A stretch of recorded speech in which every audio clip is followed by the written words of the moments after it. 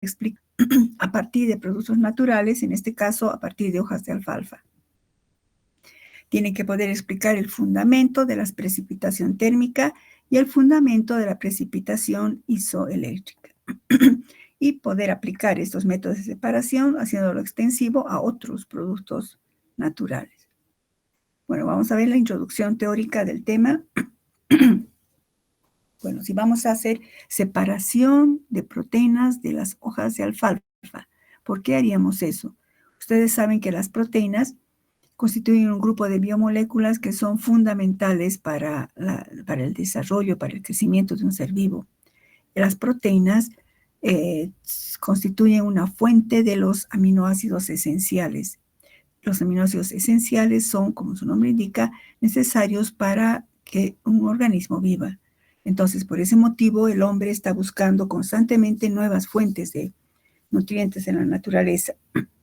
Y proteínas de origen vegetal pueden ser una opción. Entonces, las hojas de alfalfa, la alfalfa en realidad es una leguminosa que se cultiva como planta forrajera. Sin embargo, cumple dos funciones su cultivo. Se cultiva, por ejemplo, si se ha cultivado papa o maíz, se deja descansar, entre comillas, el terreno y se planta alfalfa. La alfalfa tiene la particularidad de absorber nitrógeno del medio ambiente y enriquece el suelo en nitrógeno, haciéndolo apto para una nueva plantación. Pero la misma alfalfa se usa o se la cosecha como planta forrajera. Sin embargo, también el ser humano puede consumir las hojas de alfalfa en ensaladas, sobre todo en algunos licuados como jugos verdes que realizan. ¿Por qué? Porque la alfalfa tiene un contenido aproximado del 27% de proteínas. Ese contenido obviamente varía según la región donde se haya cultivado la alfalfa, según en qué proceso, en qué momento de su estadio se haya cosechado o cortado.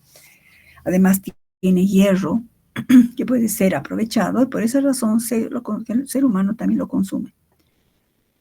Sin embargo, hay que tener en cuenta que si bien es una fuente de proteínas, hemos estudiado eso, ¿verdad?, en los temas anteriores, que las proteínas de origen vegetal tienen un valor biológico inferior a las proteínas de origen animal, ya que las proteínas de origen vegetal carecen de ciertos aminoácidos esenciales. Sin embargo, se trata de contrarrestar esto siempre combinando diferentes fuentes de proteínas vegetales, como por ejemplo leguminosas y cereales. Así se combina, ¿verdad?, soya y maíz, quinoa y soya. Entonces podría adaptarse a proteínas de la alfalfa. Como vamos a hablar de reacciones de precipitación, revisemos niveles estructurales de las proteínas. Bueno, ya hemos hablado mucho de esto. En las condiciones celulares, o sea, en los ribosomas, todas las proteínas se sintetizan mediante una estructura tridimensional característica o propia. Esa estructura tridimensional es una conformación nativa, es decir, una disposición espacial característica que le va a conferir su función biológica. Esta estructura, por ejemplo, en esta molécula podemos ver que si esta proteína, por ejemplo, esta zona puede ser su dominio, si fuera una enzima, sería tal vez el sitio en el cual capta un sustrato, o puede captar una hormona, etc. Cualquier factor que altere estas fuerzas estabilizadoras, que son, recuerda, puentes de hidrógeno, atracciones de Van der Waals, puentes salinos, cualquier factor que desestabilice la estructura nativa puede producir precipitación, que puede ser con desnaturalización. Hablemos de la desnaturalización. ¿Cuándo se desnaturaliza una proteína? Primero, la desnaturalización es la pérdida de la estructura nativa. ¿Por qué? Porque se pierden los niveles secundario y terciario por destrucción de las fuerzas estabilizadoras. Eso ya hemos definido en los anteriores temas. Entonces, si se alteran las condiciones que mantienen esas fuerzas estabilizadoras, se produce una modificación estructural en la proteína. En otras palabras simples, se desmorona, se destruye la estructura tridimensional y se puede producir desnaturalización de la proteína. Lo que sí ocurre es precipitación. Pero esa precipitación puede ser con desnaturalización. Aquí aumenten, por favor. Puede ser desnaturalización según el agente, escriban ahí, por favor, según el agente o el reactivo precipitante que se utilice. Según el agente o el reactivo precipitante que se utilice. Entonces, ¿cómo ocurre esta desnaturalización? Tenemos la proteína nativa con todas sus fuerzas estabilizadoras cuando interviene un agente, ya sea físico o químico, que hemos visto varios. La proteína se pierden, se destruyen estas fuerzas estabilizadoras y el nivel secundario y terciario se destruye. Y solo queda la proteína como una larga cadena de aminoácidos que por su alto peso molecular va a precipitar. ¿Para qué precipitamos las proteínas? ¿Recuerdan? Hemos visto que puede ser con dos objetivos, para caracterizar la proteína o para estudiar su función biológica. Cualquiera que sea la función, pues necesitamos aislar la proteína para luego purificarla. Con fines de purificación, un método que vamos a ver en este tema es que si llevamos la proteína a un pH igual a su punto isoeléctrico, subrayé, estando en su punto isoeléctrico, la proteína no sufre repulsión electrostática entre las moléculas de proteína y tiende a precipitar. Hemos visto también que cuando se precipitan las proteínas, puede ser con o sin desnaturalización. Entonces, con desnaturalización, el proceso es irreversible y solo nos sirve para estudiar su composición, puesto que hay una pérdida de la función biológica. En cambio, sin desnaturalización, el proceso es reversible, nos permite estudiar la función biológica, puesto que ésta se mantiene. ¿Y cuáles son los factores o los reactivos o agentes que nos permitan precipitar irreversiblemente y cuáles son los que nos permitan precipitar reversiblemente? Veamos los que nos permiten precipitar irreversiblemente. Pues tenemos el calor, pHs extremos, solventes orgánicos a temperatura ambiente y las sales de metales pesados. Esto hemos visto en el anterior tema. ¿Cuáles son los que nos permiten precipitar sin desnaturalización? Pues el pH isoeléctrico, sales neutras y solventes orgánicos como etanol, por ejemplo, si trabajáramos a temperaturas bajo cero. Los más usados son estos dos. En este tema vamos a ver precipitación por calor y precipitación por punto isoeléctrico. ¿Qué hacemos para precipitar o aplicar el calor o punto isoeléctrico? Primero tenemos que aislar. ¿Qué tenemos que aislar? Imagínense las hojas de alfalfa. En las hojas de alfalfa están las células vegetales. Dentro de las células vegetales de la hoja de alfalfa están las proteínas. Entonces, ¿qué tenemos que hacer para aislar? Romper las células intactas, ¿no?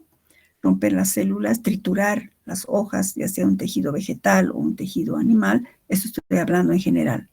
Rompemos las células intactas, trituramos las hojas y obtenemos un extracto acelular.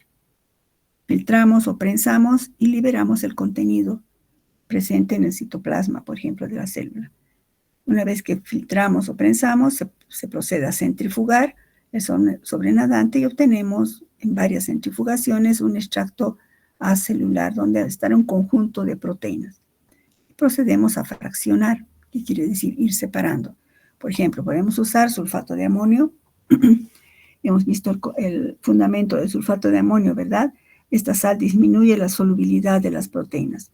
¿Por qué? Porque por su elevada solubilidad, recuerdan, genera una elevada fuerza iónica y compite por las moléculas de agua que están solvatando a las proteínas. Todo eso ya hemos definido en la anterior clase. Entonces podríamos fraccionar con sulfato de amonio y luego centrifugamos. O podríamos fraccionar con calor, proceso llamado también coagulación, y centrifugamos. O podría ser con separación utilizando el concepto del punto isoeléctrico. En todos estos casos siempre centrifugamos después. Esto es sin desnaturalización, recuerdan, el calor es con desnaturalización y la separación del punto isoeléctrico es sin desnaturalización. ¿Qué vamos a necesitar? Pues tubos de ensayo, gradillas, pHímetros, todo lo que tienen en su guía para llevar a cabo esto. ¿Qué reactivos necesitamos? ácido acético, agua destilada, hidróxido de sodio y esta batería de buffers. Buffer pH 7, buffer pH 10 y buffer pH 4. Y la muestra que necesitamos son brotes de alfalfa de 20 centímetros de longitud. No se refiere a que, digamos, ya tenemos la planta crecida, más o menos 1 metro crece, y de ahí le cortemos 20 centímetros. Pues no, tiene que ser un brote, es decir, desde el suelo, así fresquito el brote tiernito, desde el suelo unos 20 centímetros, es decir, en el inicio de su desarrollo. Ese es el gran problema para conseguir esta muestra, pero tiene que ser de un brote, porque todavía en este brote las hojas tienen proteínas. En cambio, cuando ya ha crecido totalmente la alfalfa, ya no tiene proteínas, más es celulosa. Y por eso sirve como alimento de forraje para el ganado. Entonces nosotros tendríamos que escoger brotes de 20 centímetros máximo. Bueno, conocimientos previos. Vamos a usar el punto isoeléctrico para precipitar. Recordemos qué es el punto isoeléctrico, chicos. 313. Sí, Lisette, dime. El punto isoeléctrico sería el valor de pH en el cual el aminoácido tiene carga neta cero. Ya, como dice su compañera, es un valor, el punto isoeléctrico es un valor de pH en el que la proteína tiene carga neta cero, pero completemos. ¿Por qué tiene carga neta cero? La definición completa es la que vamos a decir ahora. No está mal lo que dice Lisette, pero ¿por qué tiene carga cero, chicos? ¿Qué sucede?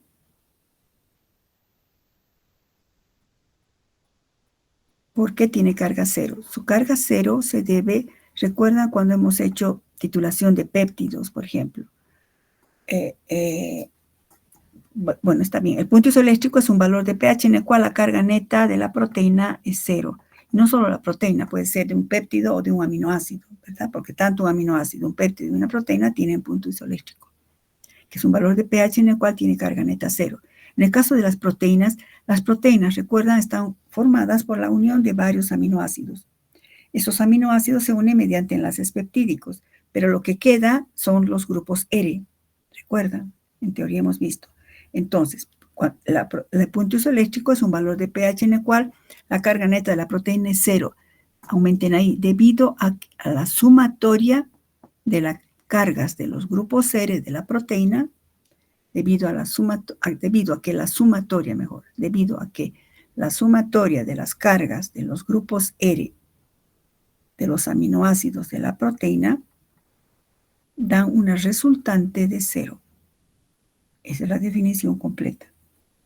Entonces, la sumatoria de las cargas de los grupos R nos da cero. Entonces, decimos que la carga neta de esa proteína es cero. ¿A qué? A ese pH determinado. Otra pregunta, ¿cómo será el comportamiento de una proteína en un campo eléctrico? Imaginemos que colocamos una proteína en un campo electroforético y le colocamos con un buffer que sea igual a su punto isoeléctrico. ¿Cómo migrará? ¿Cuál será su comportamiento? ¿Migrará a algún polo? ¿No migrará? ¿Cómo sería, chicos?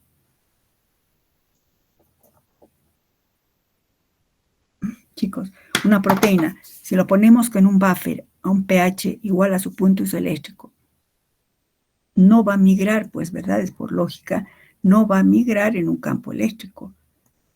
Entonces, debido a que como tiene carga neta cero, una proteína en su punto isoeléctrico no migrará a ninguno de los polos. Es lo mismo que decir que no migrará en un campo eléctrico, ¿no? No va a migrar en un campo eléctrico.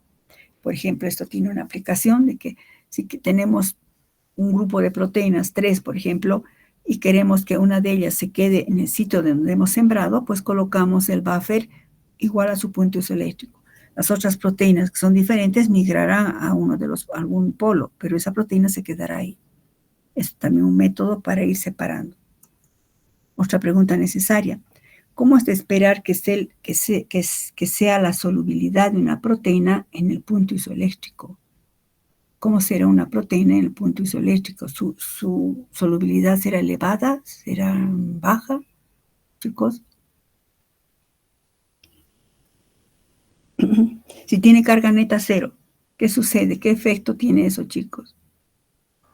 Sería baja. Baja porque, perdón, ¿quién está hablando? ¿Quién habló? Lisette, doctora. Lisette, otra vez. ¿Por qué sería baja su solubilidad, Lisette? Porque su carga neta sería 0 y entonces predominarían las fuerzas débiles. Bueno, más o menos va por ahí, como dice. Espera, te estoy registrando. Hoy día es 20. Como dice su compañera Lisette, bueno, tiene la idea, está bien. Como la carga neta es 0, entonces, ¿qué sucede? Si su carga neta, ¿por qué? Porque las proteínas son solubles, primero. Hemos dicho, ¿verdad?, que por ser proteínas globulares, tienen en su superficie están aminoácidos hidrofílicos que pueden solvatarse con el agua. Pero no solo es eso. Son solubles porque pueden tener alguna carga. Digamos, son con carga positiva, entonces positivo y positivo se repelen, ¿no? Aparte se repelen y están rodeadas de agua. O negativo podría ser, entonces negativo y negativo se repelen, pero están rodeadas de agua. Si le cambiamos el pH, ahora esa proteína va a tener carga 0. Si bien va a estar rodeada de agua, pero como tiene carga 0, ya no se repelen igual y entonces tienden a coalescer, como dice acá.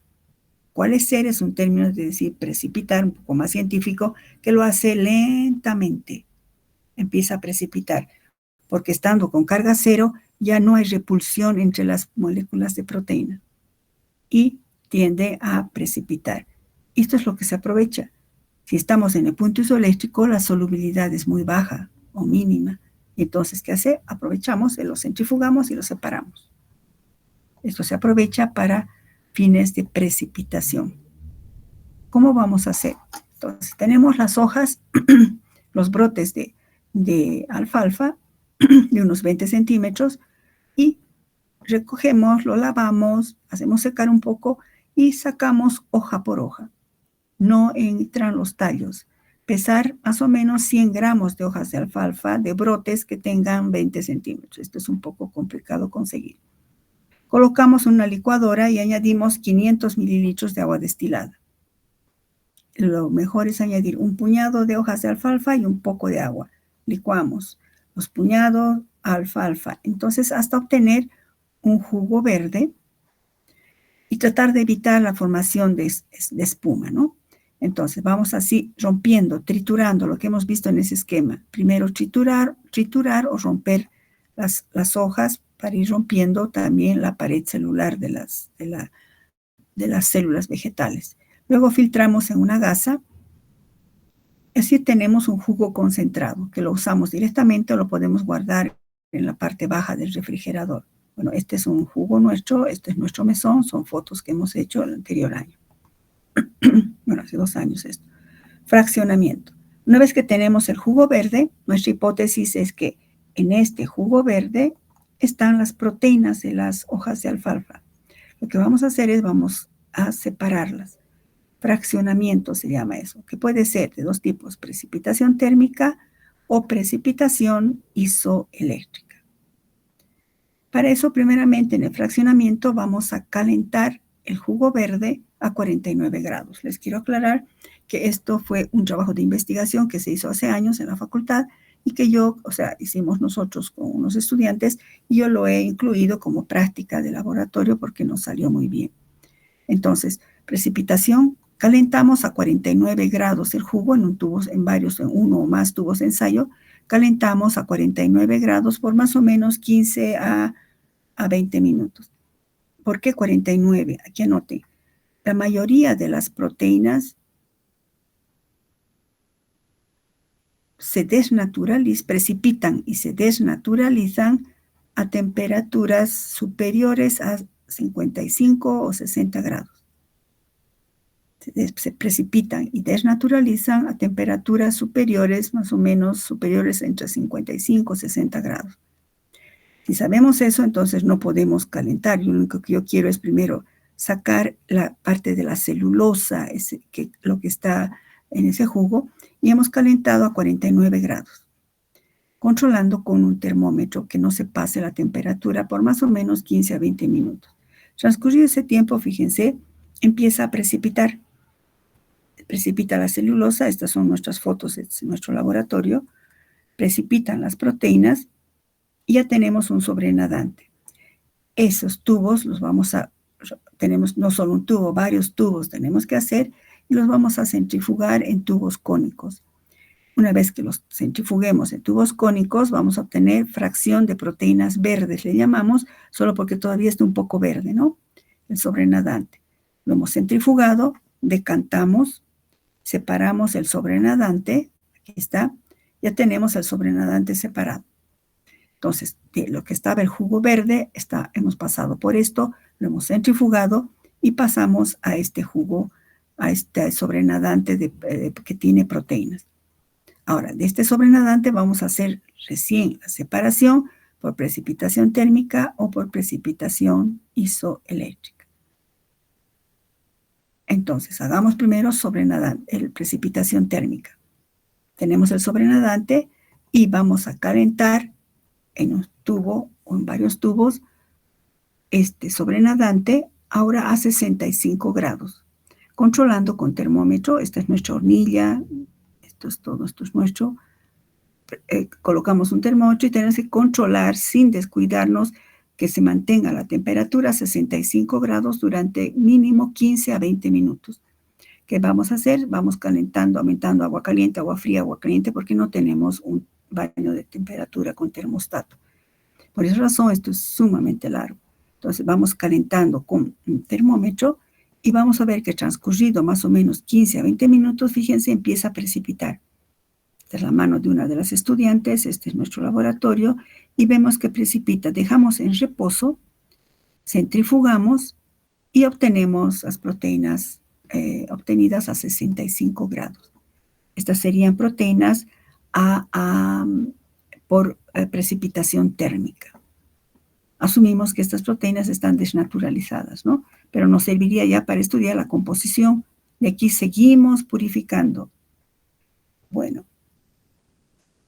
esta ya sería la separación por precipitación térmica. 65 grados, por este motivo asumimos que está desnaturalizado.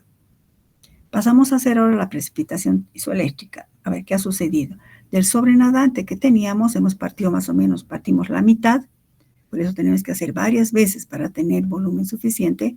Partimos la mitad. Con la mitad hacemos precipitación térmica. Y con la otra mitad del sobrenadante hacemos precipitación isoeléctrica. ¿Qué hacemos? Primeramente necesitamos para esto calibrar el pHímetro con la batería de buffers, buffer 7, buffer 4 y buffer 10. Una vez calibrado el pHímetro, medimos el pH de nuestro sobrenadante. Tenemos que tener un volumen relativamente grande para que pueda ingresar el electrodo del pHímetro. Entonces, por esa razón hay que hacer varias veces hasta obtener un volumen determinado.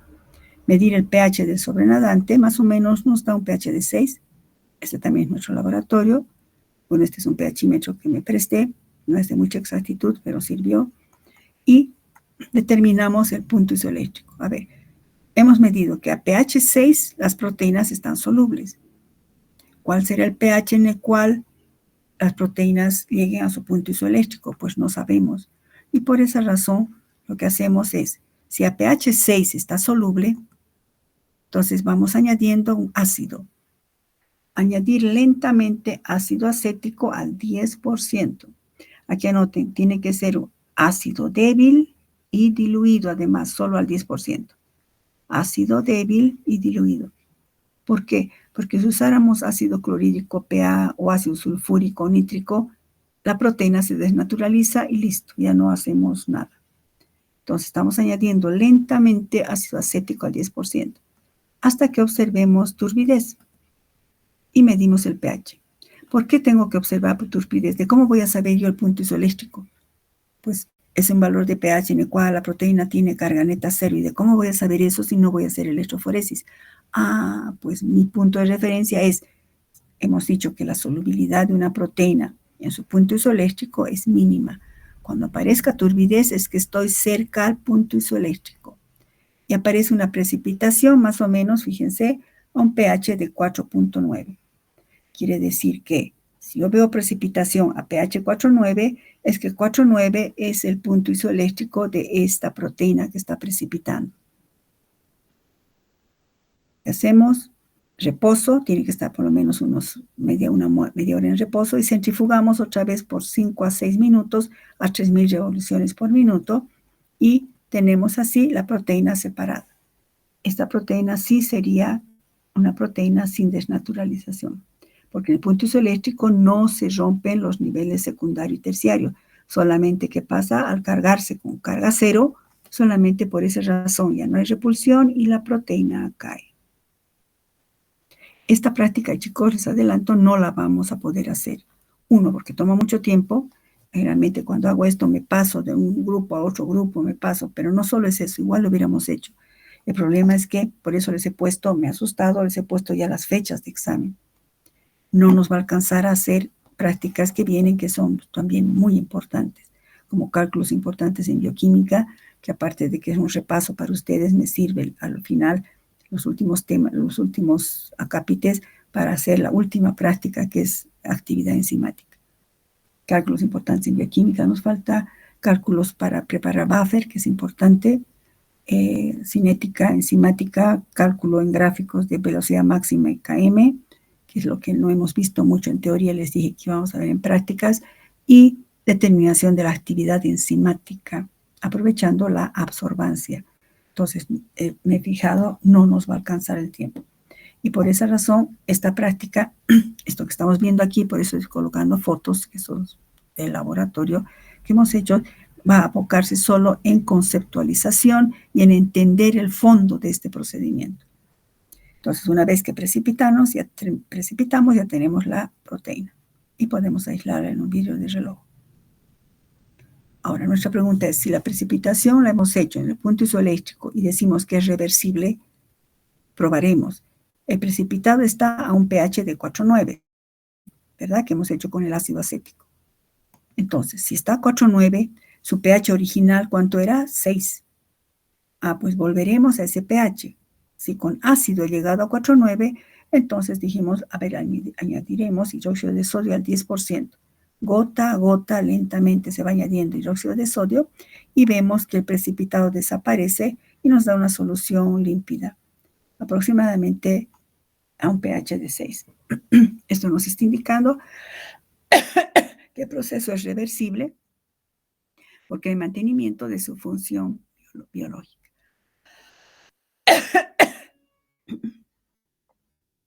Bueno, después tenemos, observaciones, conclusiones que no van a hacer. ¿Alguna pregunta, chicos? Lo que aquí me interesa es fundamentos del proceso, por qué hacemos cada paso, que hemos ido explicando, por qué calentamos a 49 grados inicialmente y por qué no calentamos directo a 65. Eso, ese fundamento. Y por qué es reversible la reacción. Bueno, ya les he colocado, chicos, 313, ya les he colocado en el Classroom el cuestionario, ¿no? Fíjense, en el cuestionario, chicos, lean esto, por favor. Este cuestionario debe ser entregado junto con los informes de los temas 6, 8 y 9. Fíjense que el tema 7 era titulación de aminoácidos, que no hemos hecho, porque no teníamos un pHímetro de alta exactitud, pero les he dado datos de lo que hicimos hace tiempo con un pHímetro que me presté, pues porque ahora ya no está. Les he dado datos y me van a hacer el informe y entra al cuestionario ese tema, pero no me van a hacer informe. Me van a hacer informe de los temas 6, 8 y 9. Y fíjense, de este último, que es el 10, tampoco me hacen informe, porque solamente ¿qué harían? Me copiarían lo que yo les he dado y no es el objetivo. Como no vamos a hacer, no les pido. Con eso les estoy ahorrando tiempo, chicos. Me he fijado, el 13 de octubre comienzan terceros parciales. Entonces, tenemos que avanzar todos los otros temas que hemos dicho y luego yo estoy segura que acabando estos exámenes comienzan exámenes de prácticas. Y entonces, ya me he adelantado decirles que el examen, incluido este que estamos viendo, pero no vamos a hacer la práctica, incluido este, es el 5 de septiembre puede ser 6 de septiembre, o incluso a máximo podemos llevar al 8, dependiendo, por ahí les ponen algún examen, el 2 o el 3. Al 8 podríamos llevar, eso vamos a hablar. Pero no pasa de eso. Si no, ya no nos va a alcanzar, porque luego tienen que dar un tercer examen de los temas de cálculos importantes, buffers, cinética enzimática y actividad enzimática. Entonces no nos va a alcanzar el tiempo con esa salvedad. Entonces, por favor, lean bien esas instrucciones que he puesto en el Classroom, que me van a entregar en un solo documento. O sea, por ejemplo, el informe 6 tiene su carátula y me desarrolla problema, hipótesis, como hemos ido haciendo. El tema 8 tiene su carátula, problema, hipótesis y todo lo que hemos hecho. Problema 9 tiene su carátula, problema, hipótesis. Están poniendo problema, hipótesis en todo, ¿verdad? Porque eso se evalúa. Y todo lo que hemos hecho. Porque es lo que hemos hecho. Yo no puedo pedirles informes si no hemos hecho. Bueno, entonces, de estos tres informes me entregan un solo documento y a continuación, en el mismo documento, el cuestionario. Este cuestionario general que les he dado. Me van a colocar en sus carátulas, por favor, el grupo y el subgrupo. Por ejemplo, 313A, ¿no? Y los otros serán 313B, 313C. Por favor, coloquen eso en sus carátulas. Me entregan los 3 informes más el cuestionario en un solo documento. Estoy colocando en mayúsculas y todo. No me van a entregar aparte, en un solo documento, chicos. Bueno. ¿Alguna pregunta, chicos, sobre el tema o sobre esto? Porque el examen es hasta esto. ¿Qué les decía? Espérenme, esto tienen que entregarme, como indica ahí, hasta el 31 de octubre, 31 de agosto, me entregan hasta el 31 de agosto, dice, ¿verdad? Aquí, 31 de agosto. Y del 1 al 4 vamos a hacer seminario de estos temas para salir de dudas, que esté fresquito. Del 1 al 4 me refiero el 1 con los grupos del lunes, del martes, del miércoles y del jueves. Y el 5 o el 6 o el 8, máximo 8, es su examen. Luego su otro examen, ya lo estoy fijando, va a ser más o menos entre el 6 o el 7 de octubre, el último examen. Yo no tomo final, chicos, porque el examen final hace unos años yo tomé, me asusté. Sacaron pésimas notas y les bajó tremendamente la nota. Hubo un porcentaje de aplazos muy alto. Al final he dicho, si ya les estoy tomando exámenes de por lados, no les tomaré todo en uno, porque es harto contenido. Entonces no hay final. Por esa razón ya estoy fijando mis parciales. Entre el 5 y el 8 dan el segundo examen y más o menos es entre el 6 y el 7 de octubre el tercer examen, que es el último. Porque finalizando a mediados de octubre tenemos que entregar notas de prácticas ya. Se entregan las notas de prácticas antes del examen final. Bueno, quedamos en eso, chicos, si no hay preguntas. Yo sé que están en examen todavía. Viernes dan un examen, creo. Me he fijado incluso todo eso para calcular. No quiero atiborrarles, quiero que saquen buenas notas, quiero que estudien, chicos. El primer examen de prácticas ha sido una pena. Incluso por eso he dicho que no me hagan informes de lo que no hemos hecho, porque podría darles más preguntas. No hagan ya. Respóndame ese cuestionario general, pero por favor dense tiempo para estudiar. Dense tiempo para estudiar bioquímica o sus materias. Silvia, dime. Doctora, buen día. Yo tengo una duda, doctora, en la última diapositiva donde hizo la desnaturalización de la proteína a pH 4. En justa esa, doctora. ¿Está? En la penúltima, en la 20. Ya, dime. Doctora, usted dice que a un pH 4.9 el punto isoeléctrico es negativo, ¿no ve? No, cuidado. Cero, neutro. No, el punto isoeléctrico, en este caso, hemos visto que es 4,9. Ahí está. Determinación del punto isoeléctrico. O sea, ¿qué quiero hacer? Yo no puedo saber, chicos, la carga. ¿En qué momento va a tener carga esto? Es un diseño metodológico. ¿Cómo voy a saber que tiene carga cero? Tendría que usar un electroforesis y no tenemos equipo de electroforesis. Pero aprovechamos el hecho de que cuando la proteína está en su punto isoeléctrico, su solubilidad es muy baja. Entonces cuando veamos que está precipitando, ese pH es el punto isoeléctrico. Por eso yo digo, el punto isoeléctrico de esta proteína había sido 4.9. La proteína en la cual tiene, el pH en el cual tiene carga, tiene la menor solubilidad. Y estoy asumiendo que tiene carga 0. ¿Está claro ahora? Ah, sí. Ahora sí, doctora, gracias. Ahí Ahora, era mi confusión, doctora. eso. Ahora, entonces, por un pH por encima de 4.9 va a tener una carga negativa. Por debajo de 4.9, recuerdan, carga Va a tener positiva. una carga positiva. Eso. ¿Ahora está claro? ¿Sí? Sí, sí, doctora. Bueno, Gracias, eso doctora. es de nada. Eso es lo que yo quiero que esté claro en el tema, aunque no lo hagamos, chicos, por cuestión de tiempo.